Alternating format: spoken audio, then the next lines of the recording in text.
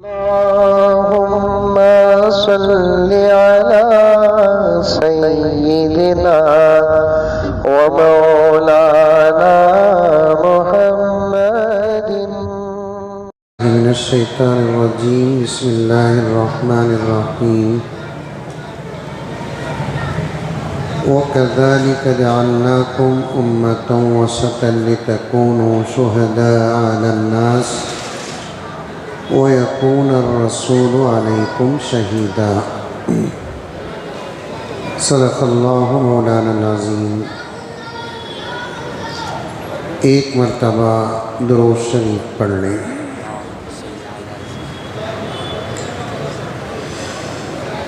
जैसा कि आप हज़रात को याद होगा, इस आयत में दो बातें हैं। एक, इस उम्मत की तारीफ, दूसरा एक आने वाले वाक़ये का पूरा मंज़र है। इसके अंदर आने वाला वाक़या क्या है? अल्लाह तबारक व तआला इस दुनिया को ख़त्म कर देंगे।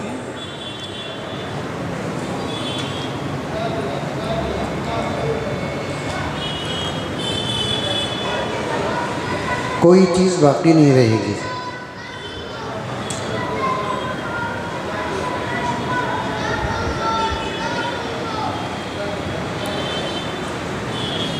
ये बात अर्ज़ करते हुए मैंने 2 दिन पहले अर्ज़ किया था, हर चीज़ को अल्लाह तबारक व तआला एकदम ख़त्म करके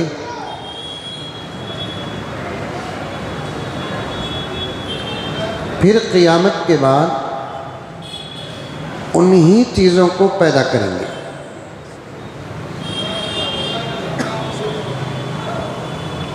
ये बहुत बड़ी कुदरत है। मिसाल भी देकर मैंने आपको समझाया। एक चीज़ को ख़त्म कर देना, फिर उसी चीज़ को पुरानी जैसी बनाना, मैं समझता हूँ मिसाल भी नहीं है दुनिया के अंदर। अल्लाह तबारक व तआला फिर से पैदा करेंगे। यहाँ मैं बयान करते करते अर्ज़ किया था कि लोगों को जब जाकर दफनाते हैं,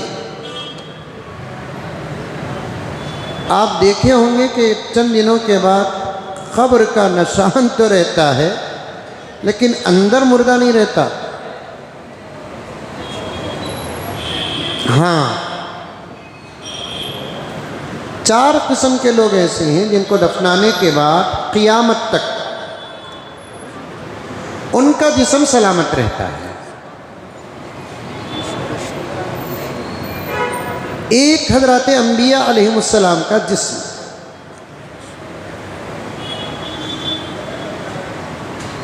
अब कोई नबी नहीं बन सकता। आखिरी नबी हमारे नबी सल्लल्लाहु अलैहि वसल्लम।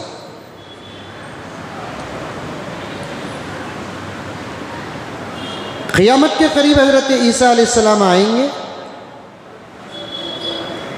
फिर एक निज़ाम सारी दुनिया में कायम होगा। फिर हज़रत ईसा अलैहिस्सलाम का इंतकाल होगा। हज़रत ईसा अलैहिस्सलाम को प्यारे आका सल्लल्लाहु अलैहि वसल्लम के रोज़े में एक जगह आज भी बाकी है, वहाँ दफन किया जाएगा। वो जगह के बारे में तफसीलात है कि आका का रोज़ा, आका की कब्र मुबारक, आका के बिल्कुल बाजू, आका के सीने के पास से हज़रत अबू बकर सिद्दीक़ की कब्र। बोलो सुभान अल्लाह। हज़रत अबू बकर के सीने के पास से हज़रत उमर की कब्र। उसके बाद एक कब्र की जगह बाकी है। हज़रत ईसा अलैहिस्सलाम को वहाँ पर दफन किया जाएगा। एक सवाल यहाँ पैदा होता है कि क्या हज़रत ईसा को उमर के सीने के पास से कब्र बनाएंगे? नहीं, प्यारे आका के सीने के पास से कब्र बनाएंगे। समझ में आ रही है बात? बोर्ड होता तो मैं लकीर डाल कर बताता, लेकिन इतनी बात तो है, क्या किस्मत पाई हज़रत अबू बकर सिद्दीक़ और हज़रत उमर, दो नबियों के बीच में सोने का मौका मिला है। फिर भी कुछ लोग हैं दुनिया के अंदर नादान, इतनी बड़ी अजमत को अपने आंखों से देख कर भी इन दोनों के सामने गुस्ताखी करते हैं। एक सवाल आया है मेरे पास, जब उस सवाल का जवाब देने का मेरे पास वक्त आएगा तो मैं और तफसीलात इंशाअल्लाह ताला आपके सामने बयान करूँगा। लेकिन एक बात अर्ज़ करते हुए गुज़रता हूँ, किसी भी सूरत से हज़रात सहाबा के शान में किसी किस्म की कोई गुस्ताखी ना हो।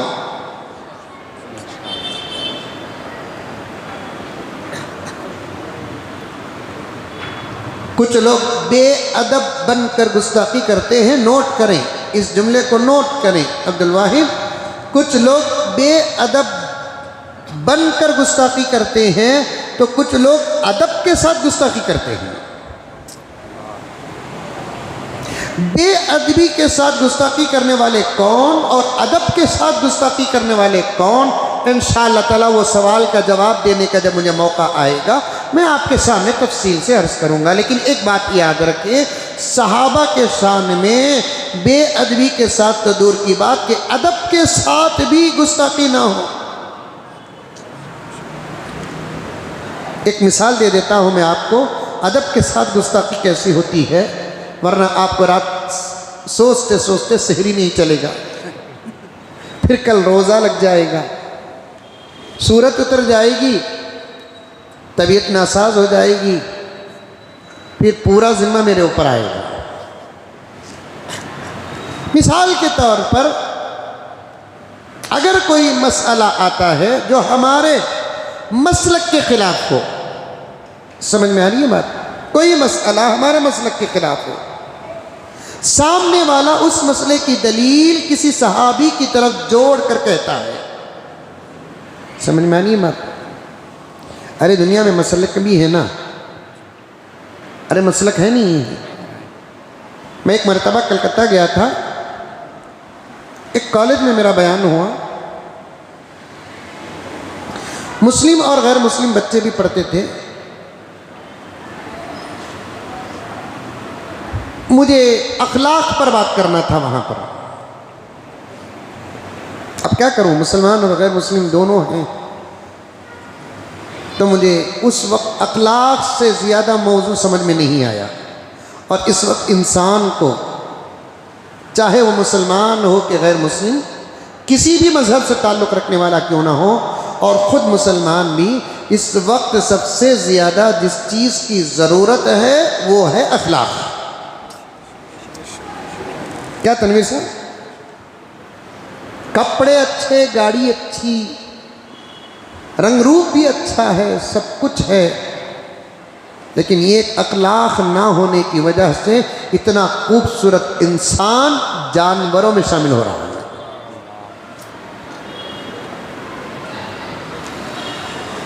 दौलत है, गाड़ी है, खूबसूरत है, हैंडसम है, स्मार्ट है,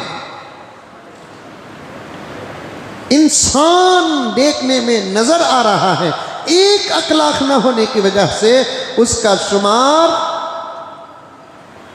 मैं क्या जानवरों का नाम लूँ, जानवर बोले तो आप समझ जाइए कि जानवरों में शुमार हो रहा है। और अखलाक की ज़रूरत सिर्फ मुसलमानों को नहीं, गैर मुस्लिमों को भी, गैर मुस्लिमों को नहीं, मुसलमानों को भी। और एक बात कहता हूँ, आप हज़रात सुनिए और टेलीकास्ट से सुनने वाले सुने, गैर मुस्लिमों के पास अगर, गैर के पास अगर अखलाक नहीं है, मुझे उतना अफसोस नहीं होता जितना अफसोस अगर मुसलमानों के पास अखलाक नहीं तो होता है। क्योंकि अखलाक का सबक आका दिए नहीं, जुमला सुने आप, अखलाक का सबक आका सिर्फ दिए नहीं बल्कि खुद अखलाक बता कर गए। खुद आका साहिब अखलाक थे। आका के इतने प्यारे अखलाक कि आका के अखलाक की गवाही कुरान देता है, इन्नका लअला खुलुकिन अज़ीम। ए पैगंबर, आप बेहतरीन अखलाक वाले हैं। आपके उठने में अखलाक, आपके बैठने में अखलाक, आपके सोने में अखलाक, आपके बोलने में अखलाक, आपकी ज़िंदगी के एक एक शोबे में अखलाक।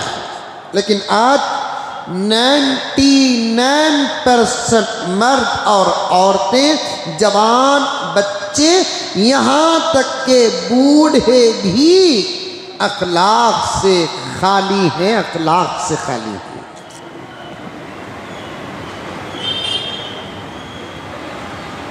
बूढ़े भी, नाराज नहीं होना, बूढ़े भी अखलाक से खाली हैं। अल्लाह हिफाजत फरमाए।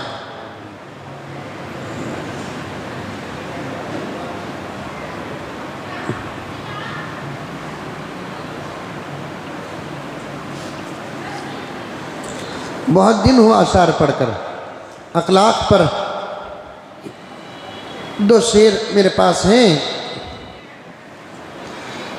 कब कौन किसी का होता है, सब झूठे रिश्ते नाते हैं। कब कौन किसी का होता है, सब झूठे रिश्ते नाते हैं। दिल रखने की सब बातें हैं, सब असली रूप छुपाते हैं। दिल रखने की सब बातें हैं, सब असली रूप छुपाते हैं।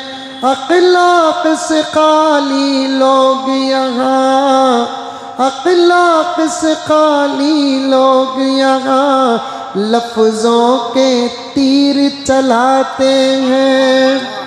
अखलाक से खाली लोग यहाँ, अखलाक से खाली लोग यहाँ लफ्ज़ों के तीर चलाते हैं। बहुत बोला भी हूँ अखलाक के बारे में, आइंदा भी इंशाअल्लाह ताला मौका मिले तो अखलाक पर बात करूँगा। खुद भी अखलाक से आरास्ता हो जाओ और अपने बच्चों को भी अखलाक सिखाओ, अदब सिखाओ, दीन सिखाओ, अमाल सिखाओ। अखलाक नहीं तो सब बेकार। मैं यहाँ तक कहा और कहता हूँ, अखलाक अगर ना हो दौलत बदनाम, अखलाक अगर ना हो अमल बदनाम, अखलाक अगर ना हो तो इल्म भी बदनाम हो जाता है। देखते नहीं इतना बड़ा मालदार कहते रत्ती तो भी तमीज़ है क्या? देखो लोग हम बोलते से सुने नहीं सुने। 5 वक्त का नमाजी कहते इन्हें, चेहरे में दाढ़ी है कहते, अखलाक ही का देखो। अमल बदनाम हुआ कि नहीं हुआ? पढ़ा लिखा कहते भाई ने बहुत पढ़कर है कहते, चाहे वो असरी तालीम याफ्ता हो या दीनी तालीम याफ्ता हो, फिर भी लोग कहते हैं क्या पढ़ को क्या फ़ायदा, अखलाक नहीं इसके पास। गर्ज मेरे दोस्तों, बात पर बात जा रही है। तफसीर की मजलिस ही ऐसी है कि अल्लाह तबारक व तआला खोल देता है उन्मान। कुरान देखिए कैसा है अल्लाह का कलाम। एक आयत जो पहले दिन में पढ़ा, अभी तक उसी का दामन थामते हुए चल रहा हूँ। अखलाक पर बात कर रहा था मैं, वहाँ पर कॉलेज में बात करने का मौका मिला तो मैं अखलाक पर बात किया। अल्लाह ताला अपने फजल से बहुत अच्छी अच्छी बातें दी तो मैंने अखलाक पर बात की। उसके बाद वहाँ के जो टीचर थे उन्होंने कहा कि हज़रत इजाज़त हो तो बच्चे कुछ सवालात अगर करना चाहे तो आप कर जवाब दे सकते हैं। मैंने कहा कि अच्छी बात है, बहुत अच्छा है सवाल करना जवाब देना। मुझे अगर मालूम हो मुनासिब हो तो मैं जवाब दूंगा, वरना मैं वो जवाब नहीं दूंगा। तो बहुत सारे बच्चों ने, मुसलमान और गैर मुस्लिम बच्चियों ने भी बहुत सारे सवालात किए। अल्लाह के फजल से मैंने कुरान और हदीस की रोशनी में जवाब दिया। एक बच्ची उठी, उसकर कहने लगी कि मौलाना जी, आपके मजहब में फिरके अलग अलग हैं। अब वो कितनी पढ़ी है अल्लाह बेहतर जानता है। मैंने खुद उससे पूछा कि आप ये सब कैसा जानते हैं, तो उसने कहा कि मैं इस्लाम का मुताला बहुत करती हूँ। हो गए तकरीबन 10 साल करीब हो गए, मैं इस्लाम का बहुत मुताला करती हूँ। उसने पूछा कि आप सब मुसलमान हैं लेकिन आप में फ़िरक़े हैं। मैंने पूछा कि फ़िरक़े का मतलब क्या है। उसने कहा कि आप में कुछ लोग हनफी हैं, उधर सऊदी उस तरफ में कुछ लोग शाफी हैं, फुला हैं। वो जितना जानती थी उसने कहा सवाल में, ऐसा क्यों? हनफी का शाफी का मज़हब अलग है, क्या है? मैं उसे जवाब कुरान हदीस से कह दूँ। कुरान वाले माने तो कुरान का जवाब दें, हदीस को माने तो हदीस का जवाब दें। जो लोग कुरान और हदीस को मानते नहीं, उनको जवाब अकल से दिया जाता है। जो कुरान और हदीस को मानते, आप लोगों को जवाब कुरान और हदीस से दिया जाएगा। जो कुरान और हदीस को नहीं मानते तो उनको जवाब अकल से दिया जाएगा। आपको अकल की ज़रूरत नहीं, आपको कुरान और हदीस की ज़रूरत है। और उन लोगों को भी कुरान और हदीस की ज़रूरत है, लेकिन वो मानते नहीं, तो उन लोगों को जवाब अकल से देना पड़ेगा। मैंने कहा कि बेटी, हाथ है तुम्हारे पास? पूरे बच्चे हंस दिए, हाथ। मैंने कहा कि हाँ हाथ है। उसने कहा कि ये हाथ में जो ये उंगलियां हैं, ये क्या है बेटे? ये हाथ का हिस्सा है कि हाथ से बाहर है? तो उसने कहा कि गुरुजी, ये हाथ ही का हिस्सा है, ये हाथ के सपोर्ट करते हैं। मैंने कहा कि ये पूरा जो है इस्लाम है, ये हनफी है, ये शाफी है, ये मालिकी है, ये हम्बली है, ये सब हाथ ही के हिस्से हैं। तो कर्ज मैं बहुत दूर तक चला गया, अर्ज कर रहा था कि मसलक, आपका कोई मसलक है, हमारा कोई मसलक है। अब हम कोई बात बताते हैं, आप के मसलक में वो मसला नहीं है, लेकिन सामने वाला अपने मसले की दलील में सहाबा का कोई अमल या सहाबा का कोई कौल जोड़कर बयान करता है। तो आजकल अदब के साथ सहाबा के साथ गुस्ताखी कैसे होती है। छोड़ो जी, वो सहाबा, हुजूर का अमल बताओ। ये अदब के साथ सहाबा के साथ गुस्ताखी है। समझ में आई बात है? अरे आई नहीं है। वो सहाबा का अमल जी, वो हुजूर का अमल बताओ। मैं कहता हूँ, हुजूर पाक अगर इल्म, तो सहाबा हुजूर का अमल। सुभान अल्लाह, सुभान अल्लाह। सहाबा की जिंदगी, हुजूर का अमल। और सहाबा वो कैसे कर सकते हैं जो नबी ने नहीं किया? वो कैसे छोड़ सकते हैं जिसको नबी ने किया? सवाल ही पैदा नहीं होता। नबी किए हो और सहाबा छोड़े हो, नबी न किए हो और सहाबा किए हो, सवाल ही पैदा नहीं होता। यहाँ तक बात को रखें, इंशाअल्लाह ताला कल यहीं से मैं बात को आगे लेकर जाता हूँ।